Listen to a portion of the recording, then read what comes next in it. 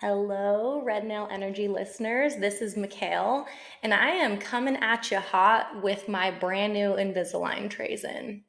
I have taken too many liberties in not wearing them when I need to make sure I'm wearing them like a billion hours a day. And so today we are going to try to record with them in, and I'm just going to show up perfectly imperfect for you. So thank you for receiving me, even if I have a slight lisp, because lisps are cute and I'm just going to embrace it. I have had some really positive feedback on my solo episodes. And while it feels a little funky to sit and talk to myself for 30 minutes alone in my office, if I'm gonna be totally honest with you, I talk to myself all day anyway. So I just have a camera recording me at this point in time, which I would like to mention. I do have a YouTube channel up and running. So if you prefer to actually watch the episodes, I am recording all my solos as well as my guest episodes, and those are available on the Red Nail Energy YouTube channel. Um, it's been fun just to kind of have the long form kind of video component to it as well. So some people like to consume their media that way, and I would like to bring you all aspects that you have asked for. So you ask and I'll deliver. Our conversation today is kind of a new perspective that I've adopted recently, and I've found it working pretty dang well. I mean, nothing is foolproof, but I wanted to share it with you because I think that we're just all in this together and we're figuring out as we go. And there are a lot of components in my life I feel very confident in speaking really expert level on. And there are areas that I am like, does somebody have a life raft? Because I am drowning without a paddle. So we're all in it together. We all have blind spots. We all have areas of our life that feel like they're maybe not quite there yet, but we know that our highest self has everything we could ever want. And so let's just keep figuring it out together. And I'd love to hear your thoughts at the end of this episode. And I have a hair that's driving me nuts. If you're watching this right now, that's what I'm trying to find. It's tickling me, and my sensory system is going to lose my mind. Anyway, I would love to talk about setting an energetic minimum for what we will accept in our life and learning how to just gracefully and lovingly release anything in our life that does not reach that energetic minimum. What I mean by that is getting really quiet and honest with yourself and sitting in your feeling, sitting in your emotion, and determining where your baseline is for what you will and will not accept in your life from a feeling and emotion standpoint. Sometimes there are things in our life that we are told we should, which I always like to say, don't should on yourself, that we should enjoy, people we should resonate with, things we should like. And there is just something in our body, in our intuition, in our throat chakra, in our belly, somewhere in our body that leaves those interactions, leaves those situations, and just says, I don't know if that's for me. I don't know if they're for me. Something doesn't feel quite right. And life and society and the internet and social media tells us over and over and over again, this is what you should like. This is what you shouldn't like. Follow this template to get everything that you want. Don't do this, do that. And it can get so overwhelming. And I think the biggest disservice that does to ourself is creates a fracture between our minds, our bodies, and our intuition, and instead tells us to follow this blueprint from somebody else's guidebook in getting the life that we want. When in all reality, we have every single answer we could ever need within us to guide us toward that life if we are willing to stop and listen. And a big part of that is recognizing where our threshold is, what we will tolerate and won't tolerate. And then the biggest thing is lovingly setting a boundary when something tries to penetrate our orbit or come into our ether that doesn't feel aligned with what we're doing and where we're going. One thing that I want you to do right now is think about areas in your life that feel easy. Everyone has them, and they're often things that maybe the person next door or the person across the way from us really struggles with calling in. For me, friendship, connection, community, finding people that are like-minded, feeling supported and loved platonically, and even professional success feels pretty easy for me to call in.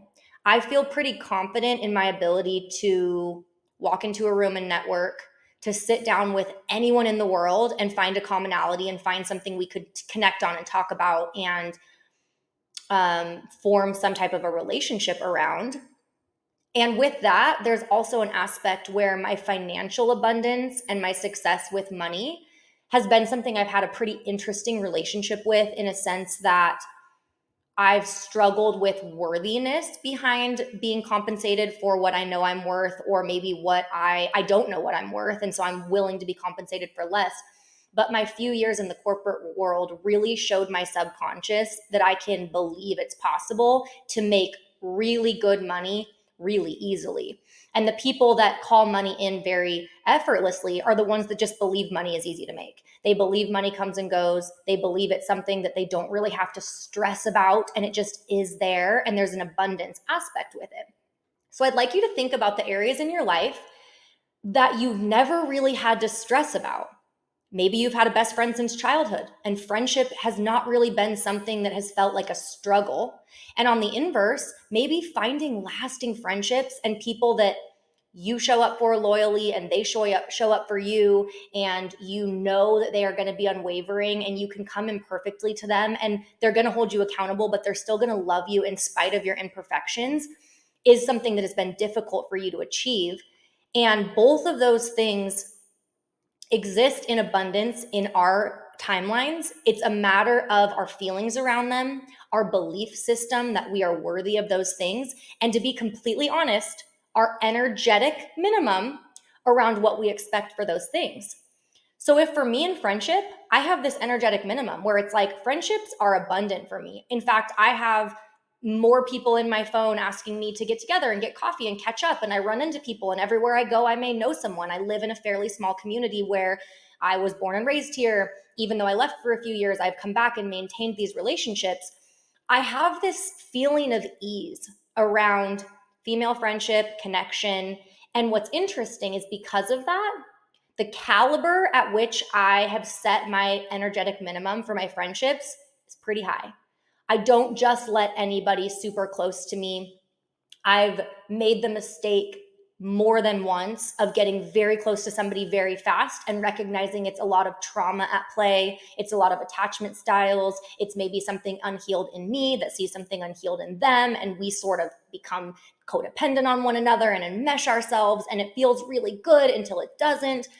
And I've learned that lesson in a way that now releasing the reins around friendship and like platonic love is very easy for me. And it's also something I trust very confidently. Whereas romantic love is something that has always felt hard. It feels like I recurringly live this same experience repeatedly, where I meet a person and things feel really good and I'm still following my heart but taking my head with me, and then we hit that 3-month mark and some of the masks fall off, and we hit the 6-month mark and all the wheels are falling off, and I almost think I go into it with a preconceived notion that that's what's going to happen. And it doesn't feel easy, and it doesn't feel abundant, and it doesn't feel like if this ends, there's a million other things out there that I could call in very easily and effortlessly, and I get to choose the energetic minimum for my relationships.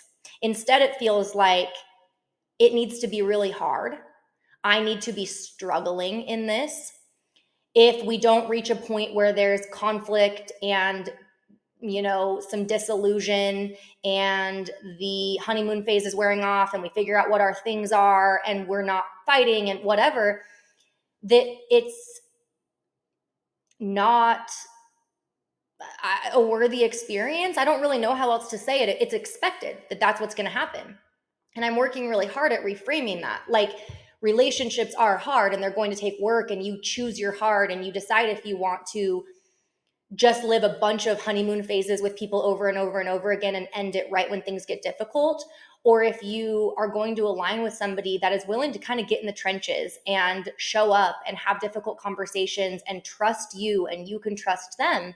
And fully admittedly, that is an aspect of romantic love I have not yet had the opportunity to really explore.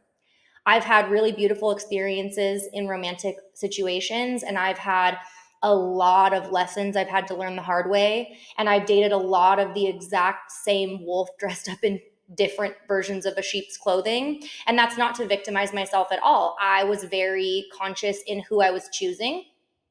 And I've chosen the same person in different versions of themselves and in different bodies over and over and over again.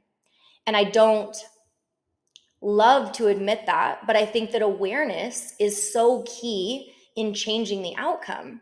Awareness is the only thing that's going to allow you a different ending, because you understand, looking backward, where some of the signs were, where some of the red flags were that were painted green, where some of the self-abandonment in order to show up for this person that you so desperately want an outcome with, where if I just do this, maybe they'll then do that. If I am good enough, perfect enough, beautiful enough, smart enough, funny enough, active enough, good enough at these things that they think I should be good enough at, then maybe they will finally be 2 feet across the line, all in, choose me.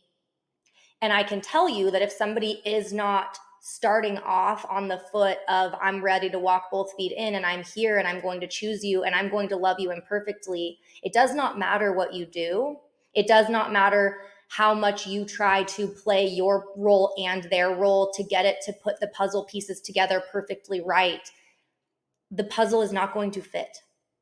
And it can feel really painful to be sitting there with your own jagged edges and so desperately want to match with the puzzle piece sitting across from you at the dinner table. And often we want it so badly, we are willing to chip and erode and change the pieces of our puzzle to make it fit. But I have found that the only thing that gets us is waking up in a body and in a life and in a timeline that does not feel like ours. It feels foreign because it is. We've changed our shape and our form in order to be what this other person needed us to be, and adjusted our edges to perfectly match theirs. And that is not ever the answer in anything. If you find yourself professionally, in friendships, in love, in relationships, morphing yourself into a new form to be accepted and loved and worthy, then that's not the space that you're meant to be in. And I can guarantee you there is an adjacent space within whatever it feels difficult to call in that is exactly what your jagged edges need in order to match. And you don't have to change anything, and you don't have to soften yourself and be a different form in order to be accepted. And what a painful life it would be to spend all of your waking minutes and hours making sure that these jagged edges that you've smoothed out aren't ever revealed, when there is someone or something or a job or a community that will accept you exactly as you are, perfectly imperfect. The exact piece that you are created as has so many complementary pieces in this world that you will nestle yourself right into and feel so at home.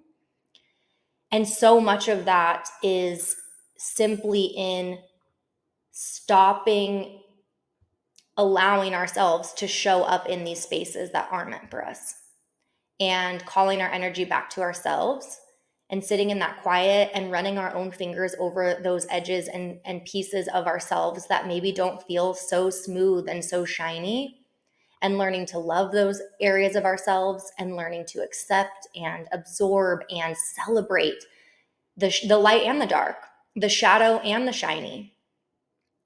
And in turn, enter into the world with such a knowing that we are worthy of being loved and seen and supported for all of our glory, and only showing up in spaces where we feel as though we are being loved and celebrated for everything that we are.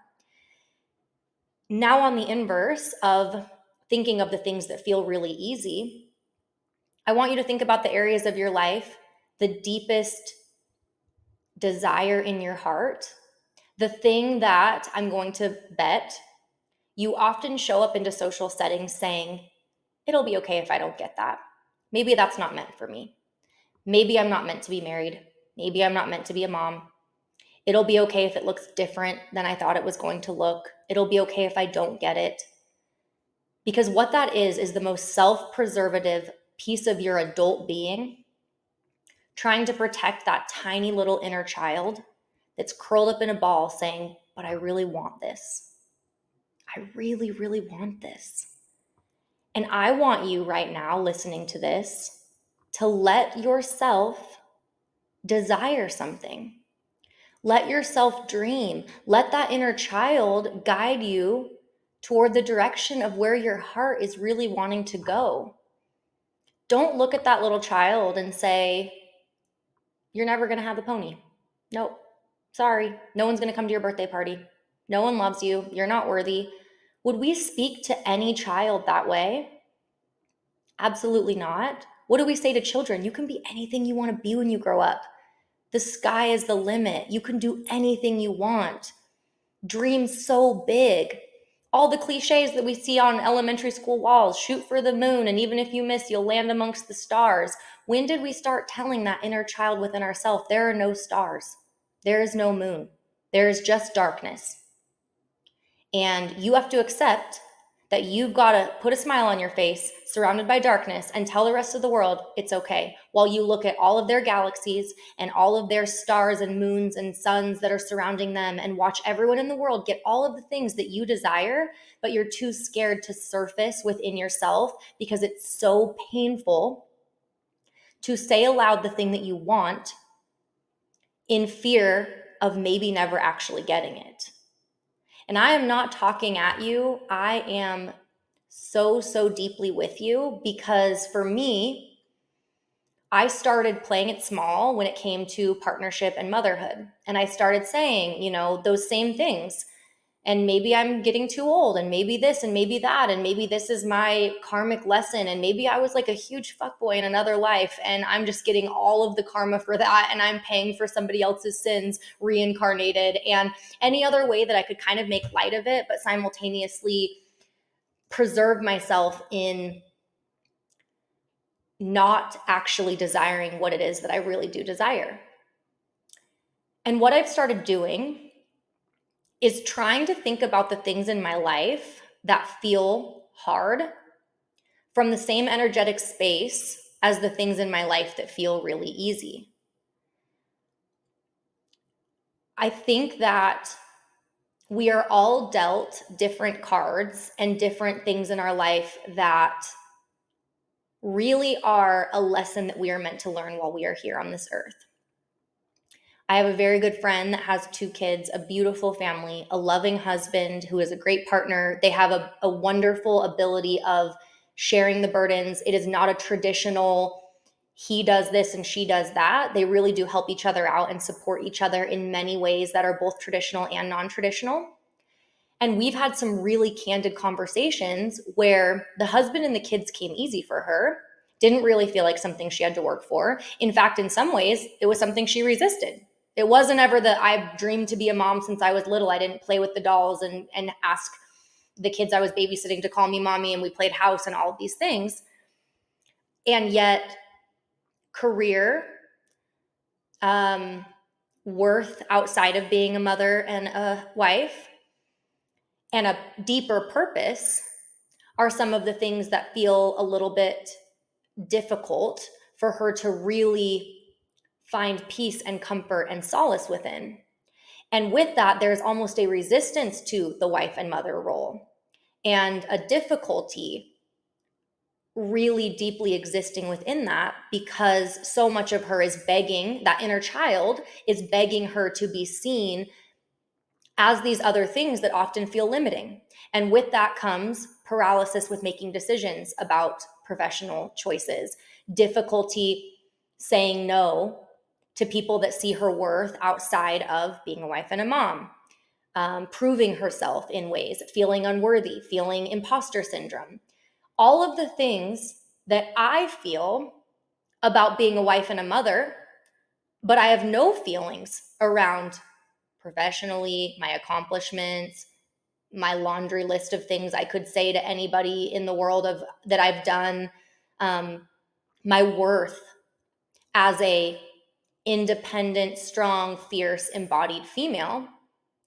And yet, all of the exact same feelings that she feels around this other aspect, maybe a shadowy, desired aspect of her being, I feel in the exact same places of my body about finding the partner and becoming the mom. And I think that it's so universal that everyone has that polarity within them, the light and the dark, the things that feel very easy, and then the things that feel a little bit more difficult. And if we can find ways, even very small ways, to change our energy around the things that we desire most to allow them to feel easy.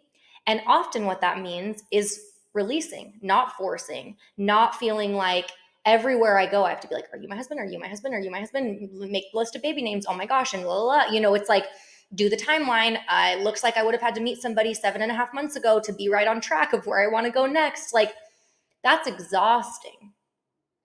And in other areas of my life, I can just let it go, wipe my hands of it and say, oh, it's fine. It'll come back around. Even right now, being in a situation where I have left the corporate world, my consistent paycheck that was very nice and cushy is no longer coming in. And it's so weird because I have no fear around it. I am so confident in this community I'm creating that I feel like it will land in the right hands. It will fall on the right ears. It will take me exactly where I'm meant to go. And I don't have to do a damn thing. I just get to keep showing up exactly as I am. And why is it so hard for me to feel that same level of certainty and confidence in the areas of my life that I've kind of struggled to call in? And so I've started to bring that energetic minimum to the things in my life that feel scary to speak aloud, and to the things in my life that feel like they're so far away, I can't even see them around the corner.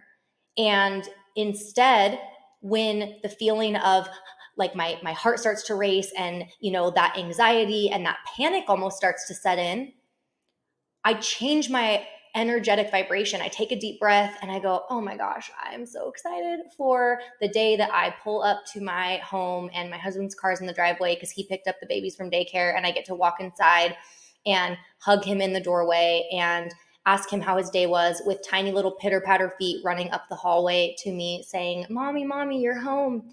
Even right now, just saying that out loud, the emotion that I'm allowing to fill my space and fill my body is something I've denied myself of for years. Because instead I said, it's okay if I don't have that, and I'm just going to push it down and bottle it up, and allowing myself to sit in the feeling of, oh my gosh, that is going to feel so good. And I'm sure there will be moments where I'll take it for granted, but right now in this moment, I will promise my own self I will never take it for granted. I will never take it for granted when I woke up at 5 o'clock in the morning on a Saturday and I remember the days of peace where I could roll out of bed whenever I wanted. And instead, little tiny fingers are poking me through the covers and climbing up into bed with me and telling me about their dreams and telling me that they want pancakes for breakfast. And knowing that that is as close as I will allow it to be to my reality. And it's as capable to be called in as the things in my life that feel easy. The only difference is the ease in which I allow it to flutter in and out of my consciousness. And I've really tried to embody that in a way that isn't, fake or an act, but using the feelings that I am able to feel around the things that feel very easy and just applying them to those other situations and exhaling in that and being so thankful for the things that didn't work out and so confident in all of the life and experience and memories and lessons and beauty and dreams realized that are still ahead of me, and really, really strengthening my trust muscle around that. Really, really saying, it is mine. It is done. I don't have to worry about it. I get to just release and be present and enjoy the time in between, because the faster I believe it can happen, the faster it's going to fall into my lap, and the faster I'm going to wake up on a Saturday and go, I really wish I would have enjoyed Saturday 3 months ago because holy cow, I'm tired. And I just have really adopted this belief in that. And then when I recognize I'm in situations or with different people, that energetic minimum is kind of tested. And it feels hard, and it feels like I'm kind of trudging through mud, and it feels like I leave with a little bit of a headache or a little bit of a confusion. That's not meant to be in my timeline right now. And I can lovingly release it and stop putting energy toward it and just allow it to go. I have a good friend, Heather. Hi, Heather, if you're listening, who I hiked with recently. And she reminded me of the analogy of holding sand in your hand. If you have a handful, you pick up a handful of sand from the beach and you squeeze it as hard as you possibly can while you're walking with it. Eventually, when you open your hand, all of the sand will be gone. All of it. Because there are going to be tiny little spaces within your hands and your fingertips and your palm that the harder you squeeze, the more those tiny little grains of sand are going to escape. And we think we're holding on so tightly because it matters and we need to keep it with us. But what we're really doing is forcing all of those things away. We are repelling them. We are clinging and white knuckling in a way that causes the polarity of that energetic to shift. And the only thing that sand wants to do is be forced out of our hands. It's the opposite of what we're trying to call in. So, how can we learn how to hold things in our hands a little bit more lightly? How can we learn to pick up that sand off the beach that's every dream we've ever had, allow our palm to stay open, observe it in our hand, admire it in our hand, love it in our hand, enjoy it in our hand, recognize that the wind may carry a few grains away, or as we're walking on our path to wherever we're supposed to go, we might drop a couple pieces, but we're going to end up at the finish line, wherever that may be. I'm not quite convinced that there's a finish line, but let's just pretend there is one. We're going to get to the finish line with a lot more sand in our hands than if we try to squeeze it and clench it and force it and hold it. It doesn't work. And I think it feels counterintuitive to think about the lighter we hold things, the more they stay. But it's so true with everything in our life. If we can learn to hold things a little bit lighter, it also gives those things the opportunity to flutter in or out of our life. And while it's painful when something makes a decision to leave our life, it's so much more aligned to allow and create space for something even better to fill that space than chasing it and clinging to it and gluing it to our body and forcing it in our pockets and doing all of these things that just really is not authentic and doesn't allow that other thing or place or experience or person or whatever it may be the free will of choice. What a beautiful feeling when your hand is open and a bird or a butterfly lands on it and says, I want to be here. Would it be as beautiful if we clenched our fist around it and killed that bird and killed that butterfly and then walked around with it for the rest of our life saying, this is mine, I own it, look what I got? I think there's a lot of people that live their life like that. I've forced this thing, and at one point it was beautiful and it was everything I wanted. And now I'm going to make it look pretty on my Instagram stories. I'm going to paint the wings so that it looks like it's still alive. I'm going to put it in front of a backdrop so the rest of the world doesn't figure out that this is something that doesn't feel so good to hold anymore. And as much as there are aspects of my life that don't feel quite there yet, I can promise you there is nothing in my life that is the dead butterfly or the forced sand that's falling out all around my hands. I've learned to hold things lightly. I've learned to forgive myself for choosing incorrectly, for detouring because that child within me just desperately wants to be chosen and loved and cared for. I've learned to be the person that chooses and cares for and loves that child myself. And that's a superpower. And when you get to that point that that little child is brave enough to speak into existence the things that she wants, listen to her. Tell her it's possible. Talk to her the way you would your friend. What a gift to give our inner child the beauty of dreaming. And then what a gift that child gives us as an adult to make those dreams come true and realize we need each other. We need that inner child part that oftentimes can be the root of some of the ugly reactions and the fear and the sharp tongue and the shadows that show up in these moments that we're like really right now, you really got to show up right now. You really got to interrupt the birthday party or the bachelorette party or the peaceful evening or the meditation or whatever it may be. And yes, they do. That's their job. Show up unannounced, hold a mirror to us. And if we are lucky enough to stop and look in that mirror and gain some new awareness, then we are the lucky ones. And it is a beautiful love story to get to know that inner child and to love her or him or them first.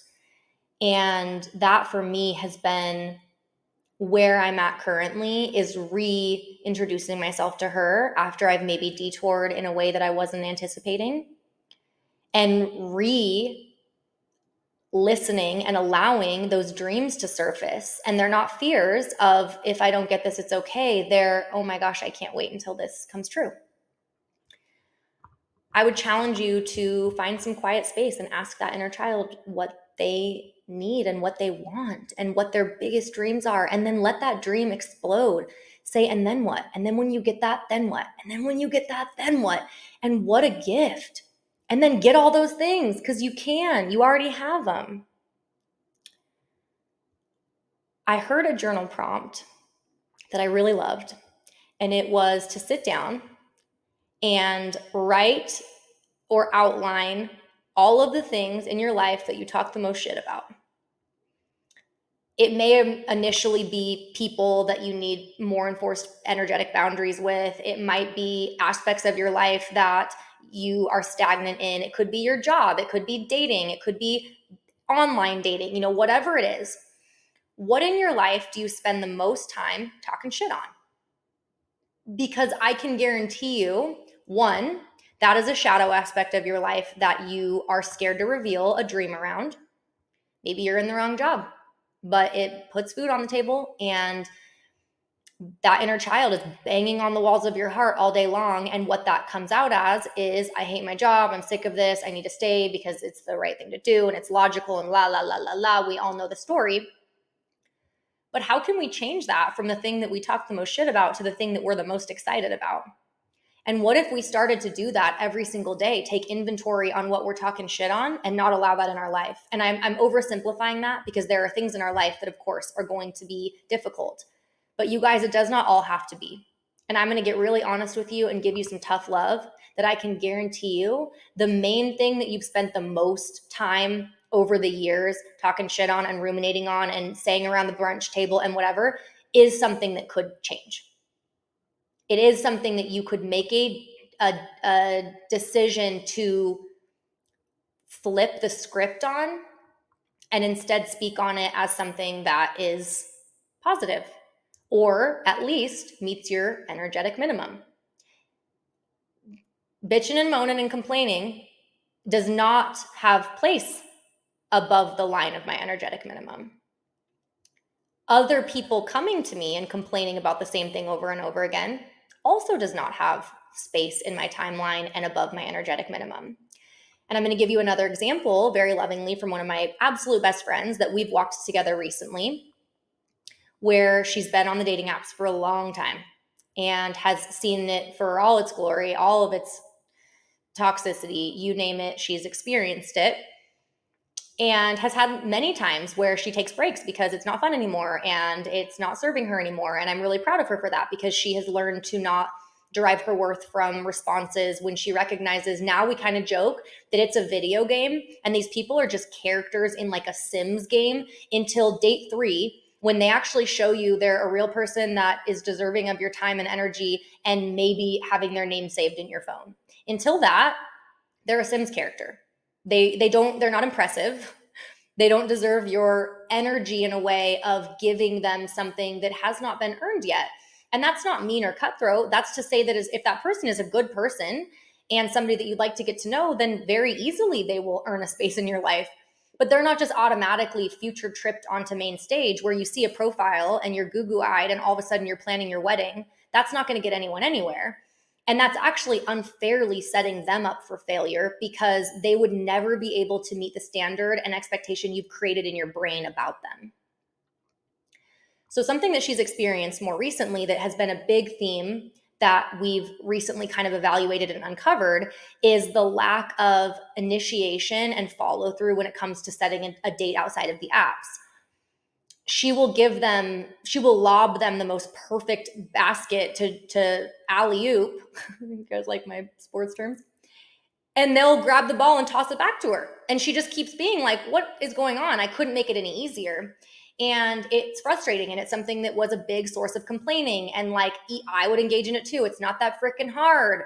What is going on? The amount of guys that like just moved here that would ask her if she wanted to be their tour guide was wild. I mean, it almost like we created a reality where, without even meaning to, we sat in this energetic space where I think somehow, subconsciously and energetically, we literally called in every man within her demographic age range window who just moved here that was looking for a tour guide and wanted a girl to cook him dinner and show him around. And so it became this thing where I'm like, this is a self-fulfilling prophecy. What if we flipped the script?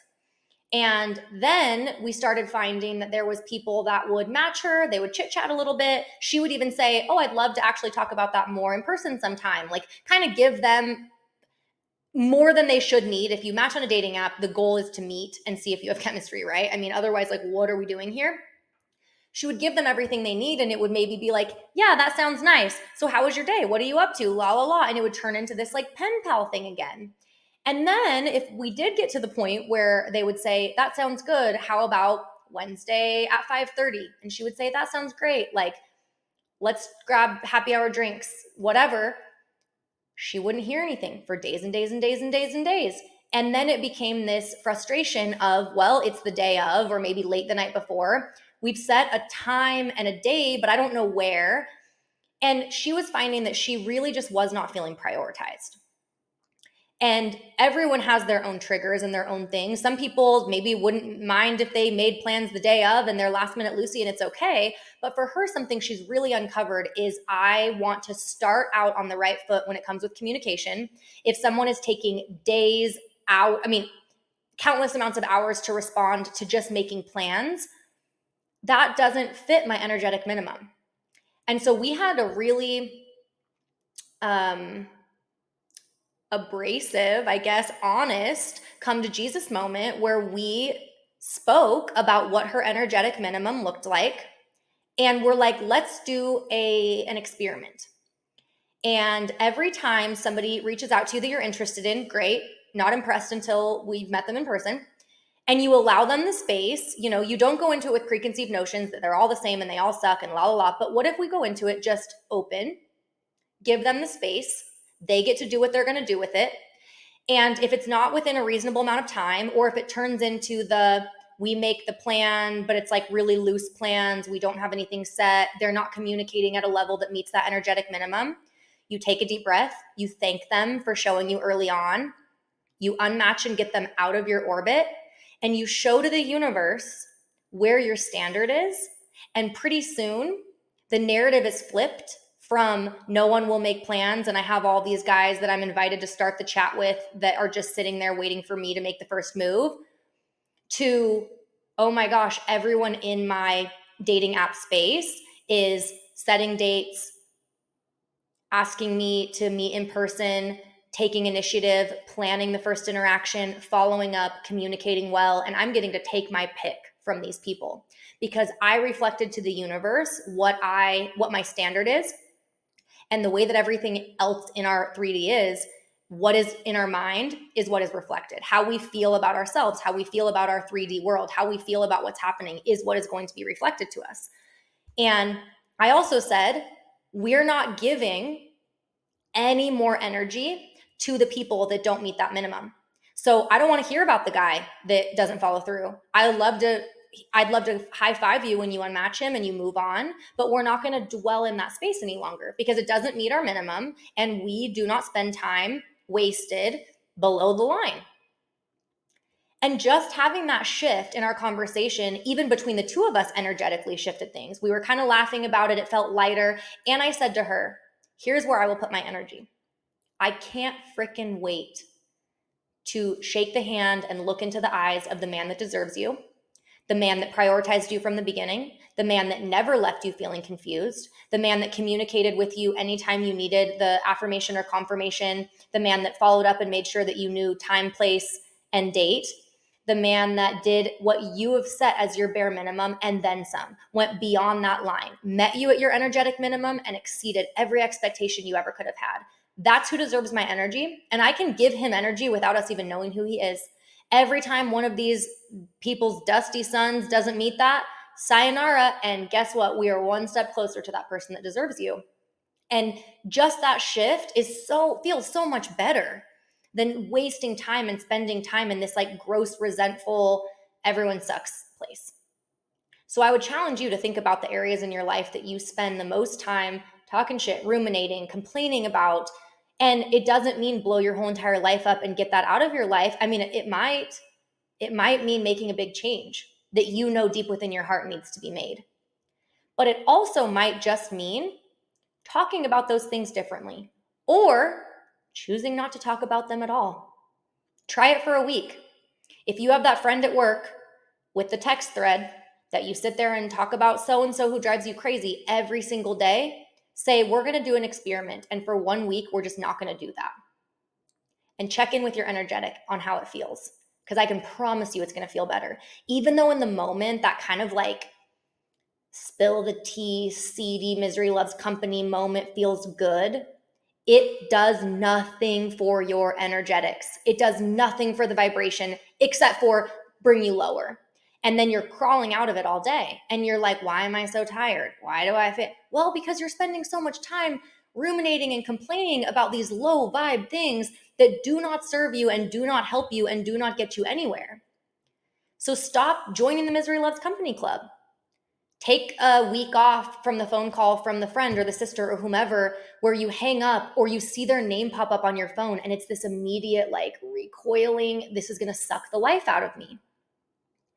Can you be brave enough to tell that person, I don't want to have these conversations anymore. I love you and I would love to talk to you about ideas and books we've read and shows we've watched and ideas we have, but I don't want to complain about so-and-so anymore. And that can feel kind of uncomfortable, but it's a gift to both people involved or all people involved. And say, if it's a group situation, if that's not something that we can all agree on and we can all agree to kind of trial out, I'm going to have to remove myself from this because I've just started to check in and realize it doesn't feel good when I leave. It feels good in the moment, but when I'm driving home, man, that emotional hangover and that feeling of kind of regret and recoiling isn't worth it for the few minutes of satisfaction it is to sit here and tear someone else down. Set your energetic minimum and stick to it. And start to notice the feelings that live above that minimum, live above that line, and ask the universe for more of that and call it in and practice feeling it in regards to things in life that might feel a little bit harder to call in. And also, it will get a lot easier when you start to live above the line to recognize the feelings that live below it and to identify, this is one of those feelings, and to learn how to embody an energetic boundary around not answering the question when somebody asks you and invites you to dive into the rumination game. Saying no to the happy hour or the situation that you always leave feeling not so great. It also will lead to difficult conversations that will bring you so much peace. It feels really hard to set boundaries with people that we have not had boundaries with before, but there is nothing wrong with establishing new boundaries. There is nothing wrong with setting a new precedent. And there's nothing wrong with lovingly explaining where you're at. Hey, I'm trying this new thing. You want to try it with me? Sounds kind of crazy, but let's do it. Let's even see if we can spend an hour and a half happy hour talking about something other than the one thing we usually sit and complain about. Could we try that?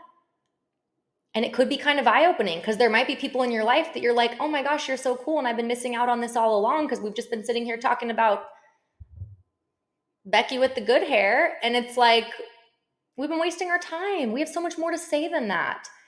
And then there might be some people that you try it out and you're dodging energy vampires the whole time, and you're setting boundaries that they're walking over, and they're like, you're not fun anymore, and I just want to sit here and talk shit, and you just realize that maybe this is not the space or the container for me right now.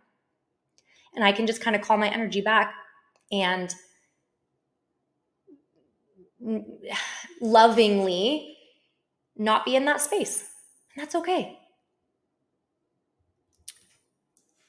Let's do it together, because I am doing it right alongside of you. And I have good days and bad days, and I have times where I wake up and I'm on top of the world, and I have times where I wake up and all I want to do is be invited to have a little party in my below the energetic minimum basement. Please know that every single person around you, everyone you idolize, everyone you've put on a pedestal, everyone that has a life that you feel like, I could never have that could never be mine, they are you reflected. We are everyone around us in some capacity. We have things that are so humanizing, and we're all living the same experience. And some of us are just willing to be a little bit more honest than others. But your entire reality is just you pushed out. It's the thoughts and beliefs that you have deep within your being, in your subconscious, with your inner child, in your shadows, pushed out and realized over and over and over again. So what if we change it? What if we change that inner world so that our outer world can also change? And it's very small, very tangible, very easy steps that start with setting a threshold and living above it. As always, you are not alone. You are seen. We are in this together. I'm so incredibly thankful for you joining me on this journey and letting me hang out with you for the last 46 minutes, you guys. Holy cow. I am impressed with myself. I mean, I used to get moved in elementary school and Montessori school because the teachers would say she literally not only will talk to the kid that doesn't talk to anyone and somehow get them talking, but if we move her next to the wall, suddenly she has an imaginary friend and she's talking to the wall. So we shouldn't be surprised right now. However, every time I sit down to film a solo episode, I'm like, oh my gosh, it's going to be like 2 minutes in and I'm just going to be tapping my fingers. But I've got a message to spread. I got things to say. I got stories to tell. And I am so thankful for you letting me hang out in your ear for the last little bit and joining me on this wild ride. Please reach out if you have any ideas, episode guests, you want to just chat. Please sign up for my newsletter. I love to connect with people there. You can just hit reply. It goes directly to my inbox. And just know that you don't have to do any of this alone. We're all figuring it out together. And you know what? Spoiler alert, I don't know that we're ever going to have it fully figured out. So give yourself grace and an exhale in knowing that it is not your job to figure it all out, but it is your job to determine the energetics that you will and will not allow within your space and to live life accordingly. All right, love you guys. Catch you on the next episode.